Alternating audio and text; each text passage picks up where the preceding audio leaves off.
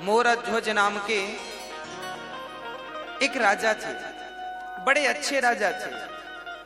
उनका नियम था कि दान करके ही भोजन ग्रहण करते थे। और याद रखना मेरी मां, हम हिंदुओं का धर्म यह है कि हम जब रोटी बनाएं तो पहली रोटी नियम से गौ माता की निकालें। हम हिंदुओं का कर्तव्य है कि हम आखिरी रोटी कुत्ते को निकालें।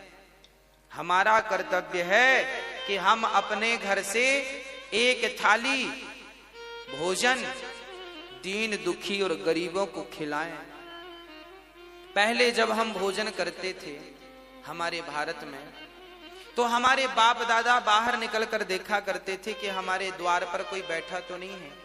अच्छा, पहले के घर ऐसे बनते थे कि घर के बाहर बैठने की एक पट्टी होती थी। पुराने घर ऐसे बनते थे कि कोई भी आके बाहर बैठ जाता था, और हम लोग भी बाहर कभी कभी घर वाले भी बैठते थे, बातें होती थी, चर्चाएं, सत्संग। तो पहले हर घर में ऐसा व्यवस्था थी कि बाहर बैठने की एक पट्टी हुआ करती थी, पक्की। पर्ची बोलते थे बाहर, आंगन बोलो, आंगन अलग है, पर्ची बोलते थे, होती थी। जब आप भोजन करने बैठे तो बाहर निकलकर जरूर देखें कि आपके बाहर कोई है तो नहीं भूखा।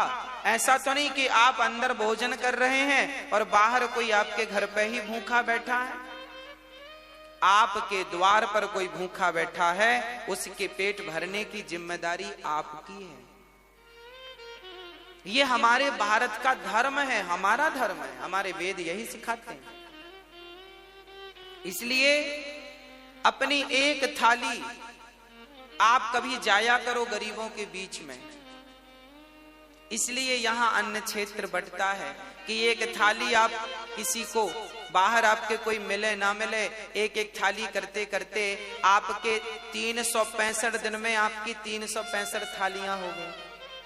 इसलिए यहाँ एक बार अन्न क्षेत्र में आप एक बार अन्न क्षेत्र कराते हैं तो एक साथ 2000 साधु भोजन कर लेते हैं, एक साथ सब लोग खा लेते हैं। तो रोज रोज नहीं खिला पाओ, तो इसलिए अन्न क्षेत्र होता है कि आप सभी को अपने हाथ से प्रसाद बांटे, अन्न क्षेत्र दें। हाँ, तो आपका नियम है, हमारा नियम हो कि हम रोज दें, ना तो फिर साल में एक बार दें। ऐसे अच्छे कार्यों से जुड़ जाएं नियम से। मोरध्वज का भी यही नियम था। रोज ब्राह्मणों को बुलाते, उनके चरण धोते, उनकी सेवा करते, उनकी वंदना करते, उनको भोजन कराते, और उनके कहने पर जो वो कहते वो दान करते। दान अपने मन से नहीं करते थे, ब्राह्मण से पूछते थे आपको क्या चाहिए, जो वो कह दें वो दान करते थे। वो कहें कि हमें गाय चाहिए तो गाय दान कर देते थे, वो कहें हमें सोना चाहिए सोना दान, वो कहें हमारे रहने को घर नहीं है तो जमीन दान कर देते थे। राजा थे, ब्राह्मणों से पूछ कर दान करते थे आपको उनके मन का। ऐसे सत्यनिष्ठ राजा मोरध्वज, इनका डंका बजने लगा पूरे दुनिया में। इनके जैसा राजा, इनके जैसा दानी, इनके जैसा धर्मनिष्ठ ना भूतो ना भविष्य। एक दिन जब भगवान श्री कृष्ण थे, तब अर्जुन ने कहा, चूंकि धर्मराज युधिष्ठिर ने यज्ञ किया था, उस यज्ञ में सबको भोजन, लाखों लोगों को भोजन कराया था, और इतना दान दिया गया था कि ब्राह्मण लेकर जा ना सके, कुछ छोड़कर चले गए। एक दिन अर्जुन ने बड़े अहंकार से कहा कि कन्हैया, आज तक मेरे भैया जैसा यज्ञ और दान आज तक किसी ने किया है? तो भगवान है। जब अर्जुन ने कहा कि मेरे भाई युधिष्ठिर जैसा यज्ञ, इनके जैसा है कोई धर्मात्मा दानी, तब भगवान मुस्कुरा के बोले, अर्जुन तुम्हारे भाई का नाम तो दानियों में सबसे नीचे है। अब अर्जुन को बड़ा बुरा लगा, इतना दान करने के बाद भी लिस्ट में नीचे नाम। तो अर्जुन ने कहा, फिर ऊपर किसका नाम है? भगवान ने कहा आप अर्जुन को मत सुनो, अपना काम करते रहो। नहीं नहीं प्रभु बताओ ऊपर नाम किसका है? तब भगवान ने कहा सबसे ऊपर नाम है मेरे प्यारे भक्त मोरध्वज का। अर्जुन को बड़ा बुरा लगा। अर्जुन को लगा कि मेरे भाई से बड़ा दानी, उनको डाउट था कि मेरे भैया से बड़ा दानी हो नहीं सकता। अर्जुन बोले प्रभु हमें देखना है कि वो कैसा दानी है, क्या दे सकता है। अरे हमारे भाई ने क्या नहीं दिया, धर्मराज युधिष्ठिर ने इतना दिया पंडित जी ले जा ना सके, ऐसा वो क्या दे सकता है। अर्जुन मानने को तैयार नहीं थे। मैं नहीं मानता कि वो दानी है। भगवान बोले तो परीक्षा ले लो। भगवान ने कहा ले लो। अर्जुन ने कहा आपके सहयोग के बिना परीक्षा संभव नहीं है। तो प्लान बनाया गया, यमराज जी को बुलाया गया, यमराज को शेर बना दिया गया, तुम शेर बन जाओ। बूढ़े शेर, दांत टूट गए सारे, और अर्जुन ब्राह्मण बन गए और भगवान श्री कृष्ण भी ब्राह्मण बन गए। 2 पंडित जी और 1 शेर, तीनों चले मोरध्वज के द्वार पर। भिक्षाम देही, भिक्षाम देही, हे राजन हमें भिक्षा दो। तुरंत राजा दौड़कर आए, ब्राह्मण आइए आइए आइए, स्वागत है, मेरे तो भाग्य खुल गए, आप जैसे दिव्य ब्राह्मणों का पदार्पण घर में हुआ। आए, मोरध्वज ने चरण धो करके, ब्राह्मण घर में कभी भी आए तो अपना अहंकार त्याग करके उसके चरण धोकर उसको अंदर ले जाइएगा। जब उसके चरण धोकर अंदर ले जाएंगे तो आपके सारे समस्त पाप नष्ट हो जाएंगे। चरण धोना परंपरा रही है हमारे यहां। एक बहुत बड़े कोई व्यक्ति थे, ज्ञानी, वो भी ब्राह्मण थे। उन्होंने अपनी बेटी की सुंदरता देखी तो एक सुंदरता देखकर एक लेख लिख दिया, मेरी बेटी इतनी सुंदर है, इतनी सुंदर, इतनी सुंदर। जैसे ही वो अपनी बेटी की सुंदरता का निरूपण अपने एक ग्रंथ में कर रहे थे तभी उनको कोढ़ का रोग हो गया। ब्राह्मणों को बुलाया, भाई हम तो देखो बेटी के ऊपर ये ग्रंथ तैयार कर रहे हैं, बेटी कितनी सुंदर है, लोग पढ़ेंगे, हमें कोढ़ क्यों हो गया। तब ब्राह्मणों ने कहा कि बाप थोड़ी बेटी की सुंदरता का वर्णन कर सकता है, अरे सुंदरता का वर्णन तो पति कर सकता है पत्नी की, मेरी पत्नी ऐसी सुंदर है। आप क्या तैयार कर रहे हैं ग्रंथ, आपको उसी पाप से रोग हो गया है, अब ठीक कैसे होगा। बोले सारे ब्राह्मणों को बिठाओ, इनके चरण धो और इनके चरण के धोए हुए जल से स्नान कर लो, अपने आप आपका रोग ठीक हो जाएगा। जब ब्राह्मणों के चरणों के धोने से स्नान किया तब उनका रोग ठीक हो गया।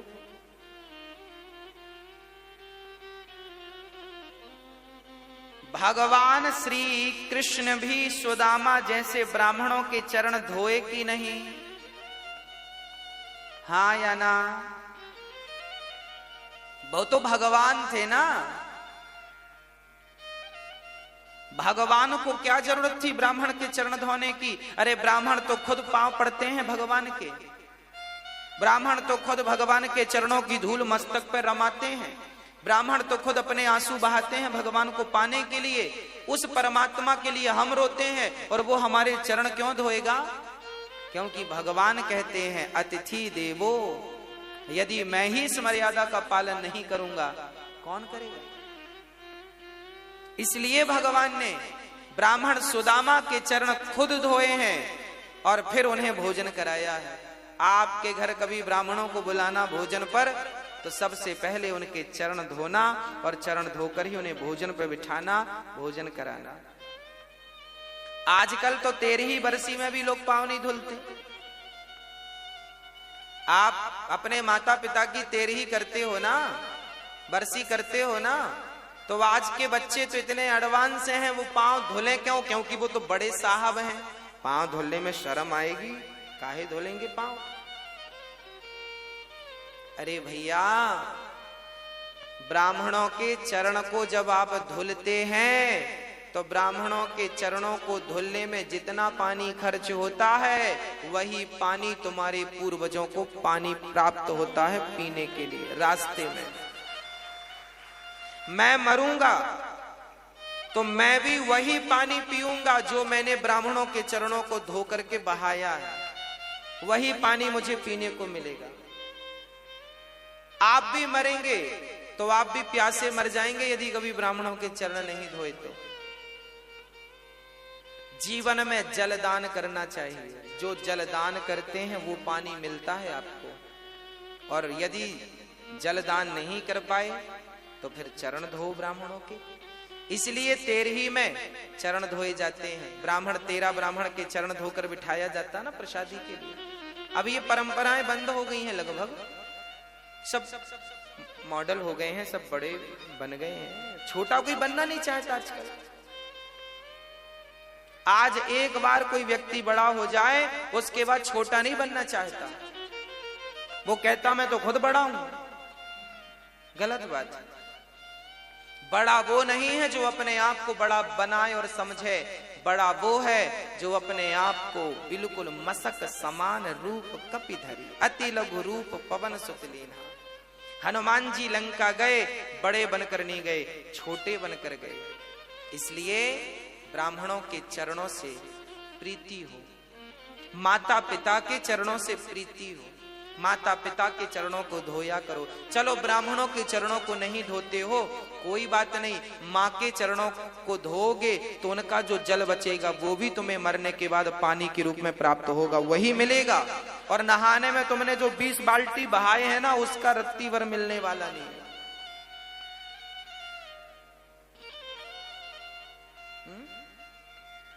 गौ माता को जो पानी पिलाया है वो पानी भी आपको प्राप्त होगा। जरूरतमंदों को जल का दान दिया है वो भी जल आपको प्राप्त, जो दिया है वो मिलेगा, सीधी बात। गाली दी है तो गाली मिलेगी और राम राम दिया है तो राम राम मिलेगा। बस ये समझो कि कांटा चुभोया है तो तुम्हें भी कोई पीछे से चुभोएगा, और तुमने एक चुभोया वो 2 चुभोए, ब्याज भी मिलता है। और आपने किसी के रास्ते में पुष्प बिछाए हैं तो आपने गुलाब के बिछाए हैं तो फिर आपको कमल के पुष्प कोई बिछा के देगा, क्योंकि ब्याज अच्छे का अच्छा बुरे का बुरा। जैसी करनी। अब भगवान श्री कृष्ण आए हैं और उनको मोरध्वज ध्वज ने बिठाया है, चरण धोए हैं और चरण धो करके भोजन। ब्राह्मणों ने कहा राजन हम भोजन बाद में करेंगे, पहले हमारा शेर बाहर खड़ा है उसे आप कुछ भोजन की व्यवस्था कीजिए। हाँ हाँ, मोरध्वज बोले बताइए शेर क्या खाएगा? उसके लिए हमारे पास बढ़िया, जो कहें वो हलवा बनवाएं, जो कहें वो रोटियां बनवाएं, मालपुआ खवाएं। क्या खाता है आपका शेर? ब्राह्मण कहते हैं राजन हमारा शेर तो देखो सभी शेरों की तरह वो मांसाहार करता है, मांस खाता है। अच्छा, मोरध्वज बोले कोई बात नहीं, हम मांस की व्यवस्था कर रहे हैं। अच्छा, कहां से मांस लाओगे? बकरे को मारोगे? ना ना ना। गाय को मारोगे? ना, राम राम राम राम राम। फिर मुर्गी को मारोगे? ना ना ना ना। फिर किसी प्रजा को मारोगे? ना ना, प्रजा तो भगवान है, उसे क्यों मारेंगे? मोरध्वज से भगवान ने कहा फिर तुम कहां से मांस लाओगे? मोरध्वज बोले हमारे पास भी तो मांस है, हम अपना काट के देंगे आपके शेर को, अपनी जांघ का मांस दे देंगे, हमारा पेट बड़ा है, पेट का मांस दे देंगे, आपके शेर का पेट भर जाएगा। देखो एक राजा, वो राजा क्या उसके राज्य में बकरा बकरी नहीं थे? कह देता बकरे को ले लो, बकरा देता हूं मैं। ना, जीव हत्या पाप है, अहिंसा ही परमो धर्म। हम किसी की हत्या नहीं करेंगे, अपना मांस काट के देंगे। शिवी ने भी अपना मांस काट के एक कबूतर के लिए दिया था। मोरध्वज बोले अपना, ब्राह्मण बोले सुनो आपका मांस हमारा शेर खाएगा ही नहीं। क्यों? बोले आप बूढ़े हैं ना, आपका मांस कठोर हो गया है, और हमारा शेर जो है उसके दांत गिर गए हैं, बुढ़ा हो गया है, कोमल कोमल मांस खाता है। फिर किसका मांस? ब्राह्मणों ने कहा पहले संकल्प लो, दान लेने के पहले संकल्प ले लिया, जो मांगेंगे दोगे। मोरध्वज ने कहा दिया। तो सुनो, आपका बेटा है। हाँ हाँ है, ताम्रध्वज, मोरध्वज का बेटा ताम्रध्वज। अभी उसकी उम्र थी लगभग 5-6 वर्ष की, और अभी 5-6 वर्ष पहले ही हुआ है। अभी बुढ़ापे में बेटा हुआ था, कोई संतान थी नहीं मोरध्वज की। बुढ़ापे में पुत्र का सुख मिला है। ब्राह्मणों ने कहा कि आपका बेटा है, हमें अपने शेर के लिए आपके पुत्र का मांस चाहिए। बच्चे का मांस बड़ा कोमल होता है, वो बड़ी आसानी से खा लेगा। आप जल्दी से अपने बेटे को लाइए और उसे खड़ा करिए। और सुनो, हमारे शेर के दांत गिर गए हैं तो मांस फाड़ नहीं सकता, इसलिए आप दोनों पति पत्नी अपने बच्चे को बीच से आरे से चीर करके फाड़िए और फाड़ करके मेरे शेर को डालिए। अब तो राजा दंग रह गए। राजा कुछ समझ ना पाए। एक पिता एक माँ अपने बेटे को आरे, चलो बेटे का दान तो बहुत लोगों ने किया है, पर बेटे को आरे से चीरना, और उस बेटे को जो एक ही बेटा हो, बड़ा लाड़ प्यार का बेटा हो। अब तो राजा का दिल जोर जोर से धड़कने लगा। समस्या ये नहीं थी कि बेटे को आरे से चीरना है, समस्या तो राजा के सामने यह थी कि बेटे को जबरदस्ती यदि फाड़ेंगे तो बाल हत्या का पाप लगेगा। किसी को जबरदस्ती मारेंगे तो पाप नहीं लगेगा। तभी देखो हमारे यहां धर्म कैसा है। वो नन्हा सा बालक जो मोर ताम्रध्वज था, वो दौड़ कर आया और पिता से कहने लगा, पिताजी इतना क्या सोचते हैं? आप यही सोच रहे हैं ना कि मैं तैयार हूं अपना मांस देने को या नहीं? राजा बोले, हाँ बेटा, मैं यही सोच, मेरा धर्म संकट यह था कि मैं आपको जबरदस्ती पकड़कर काट दूं, पाप लगेगा। तब ताम्रध्वज ने कहा, वाह पिताजी, अरे पुत्र का जन्म ही इसलिए होता है कि वो पिता के धर्म की रक्षा करे। जिस पुत्र ने अपने पिता के धर्म की रक्षा नहीं की, उस पुत्र का पुत्र होना व्यर्थ है, क्योंकि आपने अपने पिता के धर्म की रक्षा नहीं की। उस बेटे ने कहा, पिताजी आज आपका धर्म ना चला जाए, इसलिए अपने धर्म को बचाइए। बेटा चला गया तो कल दूसरा बेटा आ जाएगा, पर धर्म चला गया तो दोबारा धर्म लौट कर नहीं आएगा। इसलिए धर्मो रक्षति रक्षित, धर्म की रक्षा करो। ताम्रध्वज खड़ा हुआ।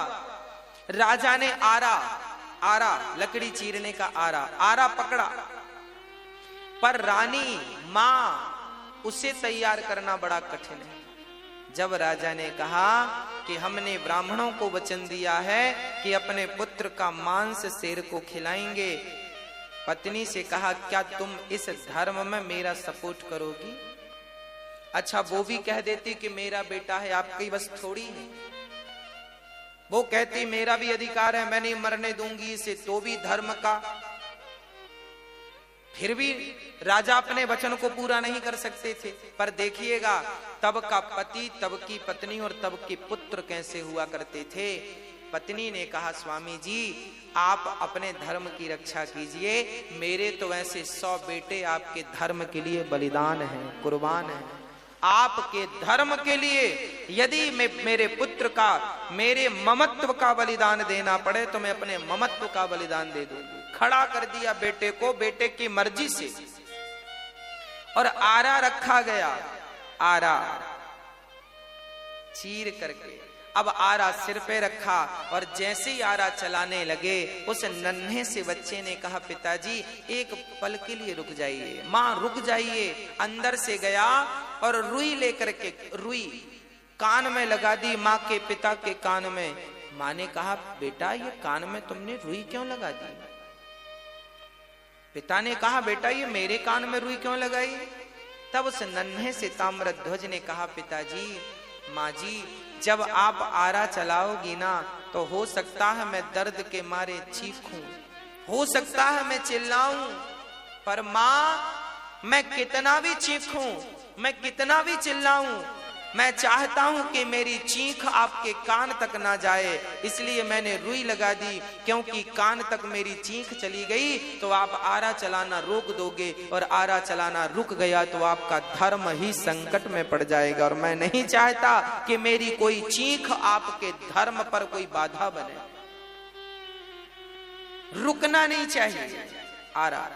बस खड़े हो गए ताम्रध्वज, आंख कानों में रुई लगाई, और वो माता पिता अपने धर्म की रक्षा के लिए अपने पुत्र को ही बीच से चीर दिया।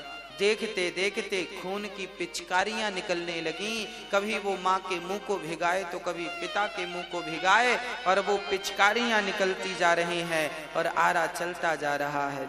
ये भारत की सत्य घटनाएं हैं, ऐसा हुआ है, ऐसा भारत था हमारा।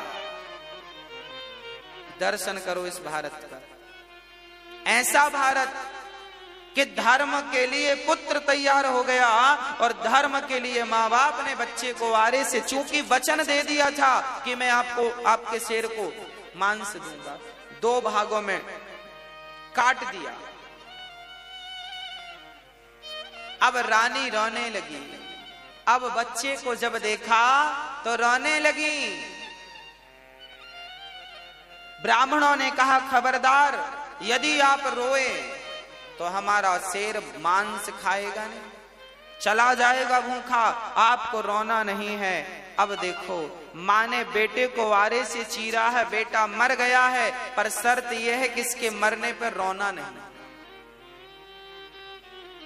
अरे रोकर ही अपना दुख कम कर लेती वो माँ, पर रोने में भी पाबंदी लगा दी। ब्राह्मणों ने कहा इसका दायां भाग उठाकर मेरे शेर को डाल दो और बायां भाग ले जाकर फेंक दो। तब उस मां की आंखों से एक आंख से आंसू निकल गए। ब्राह्मणों ने कहा मां रोई क्यों? तब कहा उस मां ने, मेरे पुत्र का एक अंग तो आपके काम आ सका, पर दूसरा अंग आपके काम ना आ सका, इसलिए आंखों से आंसू निकल आए। शेर ने उस मांस को खा लिया और अब ब्राह्मण बड़े प्रसन्न हुए। ब्राह्मणों ने कहा राजन, अब हमें भी भूख लग रही है, अब हमें भोजन परोसो। राजा रानी ने थाल लगाई और ब्राह्मणों को परोसा, और ब्राह्मण जैसे ही रोटी तोड़कर अपने मुंह तक ले गए, वापस रख दिया। ब्राह्मणों ने कहा राजन, हम आपके घर भोजन नहीं करेंगे। क्यों नहीं करेंगे? क्योंकि आप हत्यारे हैं। कौन सी हत्या? आपने अभी अभी अपने बच्चे को मारा, और हत्यारों के घर हम भोजन नहीं करते। ये कहकर ब्राह्मण जाने लगे। तब मोरध्वज चरणों में गिर पड़ा, महाराज मेरे घर से अतिथि भूखा चला जाएगा तो मेरे जीवन भर की भक्ति, जीवन भर का पुण्य आज बेकार हो जाएगा। ब्राह्मण देवता मेरे घर से आप भूखे ना जाइए, आप भूखे ना जाइए। ब्राह्मणों ने कहा आप हत्यारे हो। अरे मोरध्वज ने कहा मैंने हत्या नहीं की, आपने ही तो कहा था। हमने कुछ नहीं, हम नहीं जानते। हमने कहा जरूर था, पर आपने तो हत्या की है, तो हत्या का तो पाप लगेगा, और तुम जैसे बाल हत्यारे को घर हम भोजन करेंगे, ये कहकर जाने लगे। तब मोरध्वज ने विचार किया, बात तो सही है, मैंने अपने धर्म की रक्षा के लिए अपने माथे पर पुत्र की मृत्यु का कलंक ले लिया। लोग क्या कहेंगे, कैसा राजा है, अपने धर्म के लिए अपने पुत्र को मार डाला। ये कहकर राजा रोने लगे, हे विधाता कैसी कठिन परीक्षा ले रहे हो, ये हत्या का पाप मेरे माथे पे लगेगा तो मैं कैसे जीवित रहूंगा। ये कहकर कि राजा मूर्छित हुए, और जब होश आया तो उन राजा ने कहा, हे विधाता, हे ईश्वर, यदि मैंने आज तक सपने में किसी का दिल ना दुखाया हो और मेरे घर से कोई अतिथि आज तक संतुष्ट होके ना गया हो, मैंने सदा संतुष्ट करके भेजा है सबको, आज तक यदि मेरी सेवा पूजा से आप प्रसन्न हैं तो हे नाथ मुझे से धर्म संकट से उबारिए। और कहते कहते मोरध्वज ने कहा, बेटा ताम्रध्वज, एक बार तूने मर करके अपने पिता के धर्म को बचाया है, पुत्र एक बार जीवित होकर अपने पिता के धर्म को बचा ले। यदि आज तू जीवित नहीं हुआ तो तेरे पिता का धर्म चला जाएगा, तेरी मृत्यु व्यर्थ हो जाएगी। ये कहकर मोरध्वज नीचे गिरे। तभी अंदर से आवाज आ गई, पिताजी मैं मरकर भी आपके धर्म की रक्षा करूंगा और जिंदा होकर भी आपके धर्म की रक्षा करूंगा। अंदर से दौड़ता हुआ उनका बेटा आया और पिता ने हृदय से लगा लिया और पलट कर देखा तो ना वहां कोई शेर था, ना कोई ब्राह्मण थे, वहां तो स्वयं भगवान श्री कृष्ण शंख चक्र गदा पद्म लेकर के खड़े थे, चतुर्भुज रूप में खड़े थे। अर्जुन की आंखों में आंसू गिर रहे थे, झरझर आंसू निरंतर गिर रहे। मोरध्वज बोले, प्रभु आप? हाँ। मोरध्वज रोने लगे, वाह प्रभु, क्या आपको भी मुझ पर भरोसा नहीं था जो आप मेरी परीक्षा लेने चले आए? अरे कम से कम आपको तो भरोसा होना चाहिए था। भगवान रोने लगे, मोरध्वज यदि मैं सबसे कहता कि तू सबसे बड़ा दानी है तो कौन मानता, पर आज तूने साबित करके सिद्ध करके दिखा दिया कि इस धरा पर, इस सृष्टि पर आपके जैसा दानी ना भूतो ना भविष्यति, ना हुआ था, ना हुआ है, ना कभी होगा। अब तो हृदय से लगा लिया भगवान ने। और अर्जुन तो बड़े शर्मिंदा हो गए जो अपने भाई युधिष्ठिर को दानी कह रहे थे। आज इन्हें पता लगा कि ये दानी नहीं, मोरध्वज दानी। हाँ, मोरध्वज जैसा कोई दानी नहीं, सबसे बड़े दानी मोरध्वज। इसलिए धर्मो रक्षति रक्षिता। हेलो दोस्तों, तो स्वागत है आज नई वीडियो के साथ। तो दोस्तों कैसे हैं आप लोग? आशा करता हूँ ठीक ही होंगे। और यदि इस वीडियो के माध्यम से कुछ भी अच्छा लगा होगा तो चैनल को सब्सक्राइब कीजिएगा एवं लाइक कीजिएगा, कमेंट कीजिएगा एवं शेयर ज़रूर कर दीजिएगा ताकि अगला नोटिफिकेशन आपके पास तुरंत पहुँचे। थैंक यू दोस्तों, अभी तक बने रहिए इसी वीडियो के साथ। मिलते हैं किसी नेक्स्ट वीडियो के साथ।